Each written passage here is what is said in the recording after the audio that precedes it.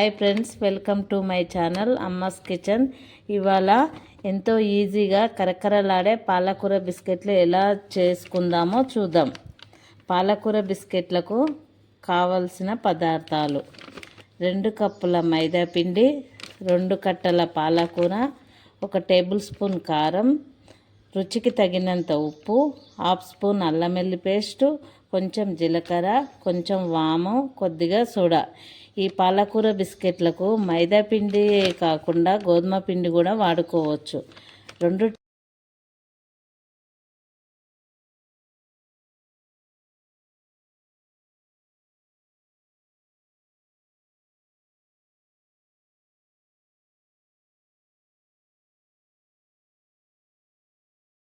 ఈ పదార్థాలన్నీ మైదా పిండిలో అన్నీ కలిపి బాగా కలుపుకోవాలి.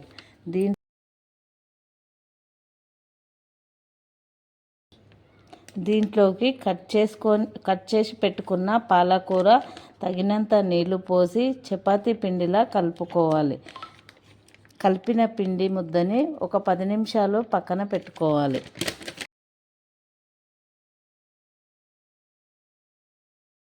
నానిన పిండిని చిన్న చిన్న ముద్దలుగా చేసి చపాతీలాగా తాల్చుకోవాలి. ఇలా చేసిన చపాతీని నైఫ్తో చిన్న చిన్న పీసెస్గా కట్ చేసుకోవాలి. ఆయిల్లో డీప్ ఫ్రై చేసుకోవాలి.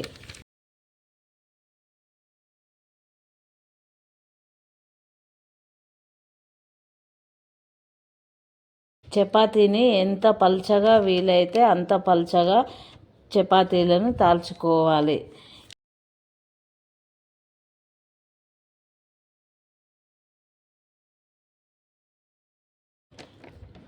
ఒకటే షేప్ కాకుండా మీకు ఎలా వీలైతే అలా చేసుకోవచ్చు.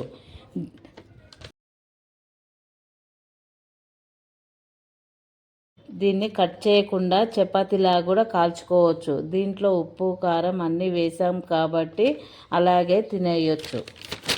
అంతే, పాలకూర బిస్కెట్లు రెడీ.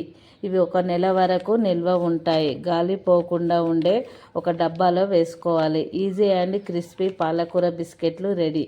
ఇవి ఈవినింగ్ స్నాక్స్గా లాగా టీలో కూడా తినవచ్చు. ఆకుకూరలు తినని పిల్లలకు ఇలా చేసి పెట్టండి, ఎంతో ఇష్టంగా తింటారు. నచ్చినట్లయితే ఎలా ఉందో కామెంట్ చేయండి. ఇలాంటి వీడియోలు కావాలంటే సబ్స్క్రైబ్ చేసుకోండి.